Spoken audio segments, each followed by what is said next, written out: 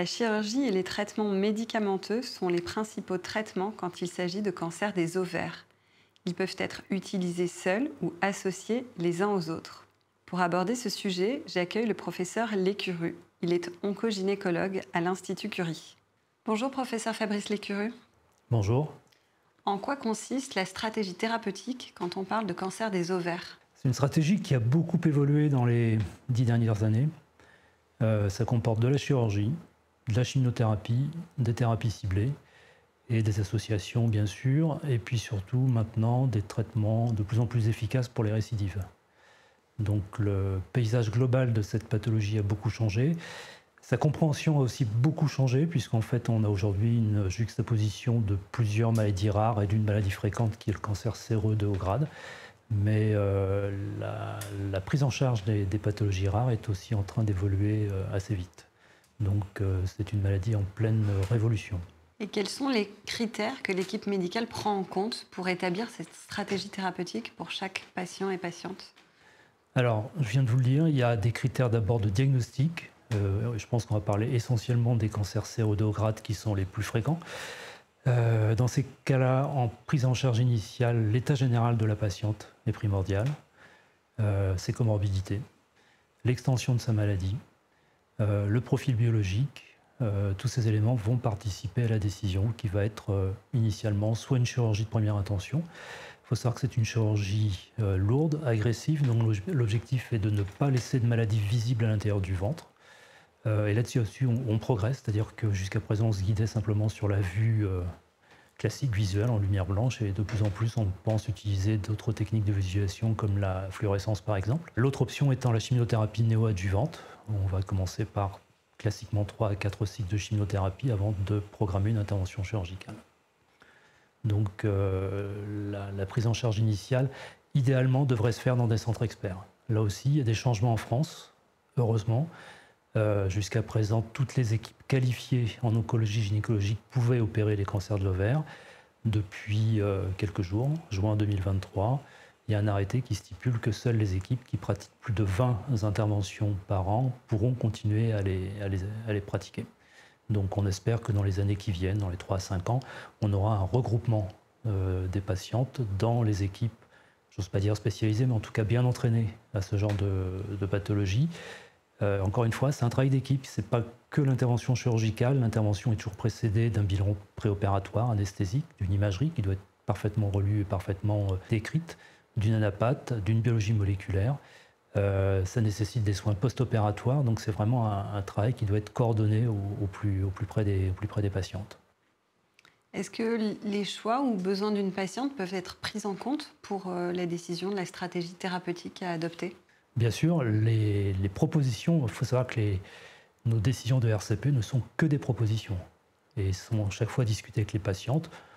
Elles sont, c'est vrai, le plus souvent suivies, mais de temps en temps, on peut changer tout à fait la proposition initiale de la RCP parce que la patiente ne souhaite pas une chirurgie de première intention, ou au contraire, enfin, toutes les situations peuvent se voir. Est-ce qu'il y a des contre-indications à la chirurgie? Les contre-indications vraies à la chirurgie sont rares. Elles existent, il faut savoir les respecter. Le plus souvent, non, ce sont des maladies qui ne sont pas résécables ou qui ne seraient pas résécables de façon raisonnable. Et la chimiothérapie, elle est systématique? Oui, elle est systématique parce qu'on sait que c'est l'autre bras important du traitement initial. On sait que la plupart des malades sont sensibles à une drogue qu'on appelle le platine, au début de leur maladie en tout cas, et que donc on va être efficace chez 85% des patientes. Concernant la chimiothérapie, est-ce que vous pourriez nous préciser les modalités d'administration aux patients? Elles n'ont pas changé depuis 30 ans.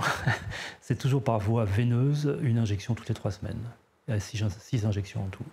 Et pour quelles raisons des thérapies ciblées peuvent être mobilisées pour un traitement? Alors les thérapies ciblées sont données en entretien, c'est-à-dire qu'elles sont données soit avec la fin de la chimiothérapie, soit après, pour des durées qui vont en gros aux alentours de 2 ans. Et l'objectif est de maintenir le résultat qui a été obtenu par le traitement initial, voire de l'améliorer encore un tout petit peu. Et on a des résultats qui sont très intéressants aujourd'hui. On avait le bevacizumab depuis 10 ans, où on montrait une amélioration de la PFS, mais pas de la survie globale. Et là, on a aujourd'hui l'association de bevacizumab et d'un inhibiteur de PARP, l'olaparib, ou un autre inhibiteur de PARP tout seul, qui donne également des bons résultats en termes de PFS, mais également de survie globale. Et ça, c'est important parce que c'est vraiment l'objectif final du traitement, c'est d'améliorer la survie des gens. Et qu'en est-il de la radiothérapie et puis des traitements post-traitement actifs, comme l'hormonothérapie par exemple? Alors, dans les cancers de l'ovaire de haut grade en tout cas, il n'y a pas d'indication de radiothérapie, hormis quelques cas très particuliers de récidives très focalisés, etc., qui peuvent être discutés. L'hormonothérapie n'a pas non plus d'indication pour ces pathologies qui ne sont pas hormonodépendantes, mais inversement, on peut donner une hormonothérapie substitutive aux patientes qui auraient eu une castration avant la ménopause ou qui auraient des symptômes post-ménopausiques. Existe-t-il des alternatives à la chirurgie ou est-ce que c'est un passage obligatoire? C'est un passage souhaitable à chaque fois que possible. On sait que les patientes qui peuvent être opérées en première intention ont celles qui ont les meilleures chances de survie. C'est également vrai pour les patientes qui peuvent avoir une résection complète en chirurgie d'intervalle.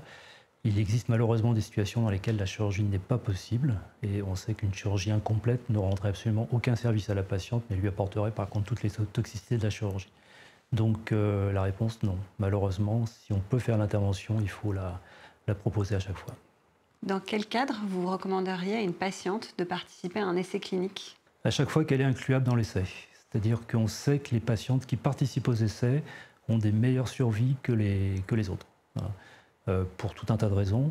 Les principales étant que généralement, quand on arrive à un essai de phase 3, c'est qu'on a suffisamment d'arguments pour penser que le traitement à l'essai, en tout cas, apporte un bénéfice, et que deuxièmement, le suivi, l'entourage médical des patientes est bien plus précis, bien plus serré dans les essais cliniques qu'en routine, et donc les résultats sont meilleurs. Alors du coup, quels sont les critères pour pouvoir participer à un essai? Alors c'est là que le problème arrive, c'est qu'effectivement, les critères sont très stringents.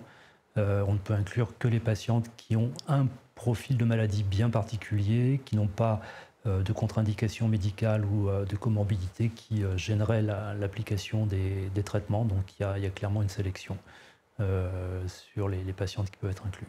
Professeur Lécureux, vous êtes membre du Gynéco. Est-ce que vous pouvez nous expliquer en quoi cela consiste? Alors c'est le groupe français qui mène toutes les recherches cliniques sur les cancers gynécologiques et donc sur les cancers de l'ovaire. C'est un groupe qui est très actif au plan national et international, qui est piloté par Isabelle Récocard de Lyon. On fait des essais de phase précoce, c'est-à-dire des essais de dose, des essais de tolérance, des essais d'efficacité. Et puis on fait surtout des essais de phase 3 qui comparent deux stratégies avec des comparaisons de résultats sur des médicaments différents ou des associations différentes.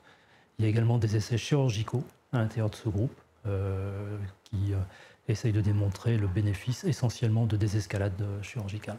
Vous êtes oncogynécologue. Est-ce que vous pouvez nous partager les raisons de cette spécialité? C'est un hasard, je ne me destinais absolument pas à ça au départ. Et c'est en rencontrant au cours de mes stages d'internat une équipe d'oncogynéco que j'ai été conquis par la discipline, tout simplement. C'est un soin des femmes. Et j'ai compris également que c'était une discipline qui allait beaucoup évoluer dans les 20 à 30 ans. Je ne me suis pas trompé, c'est effectivement le paysage a complètement changé, heureusement. Merci beaucoup. Merci.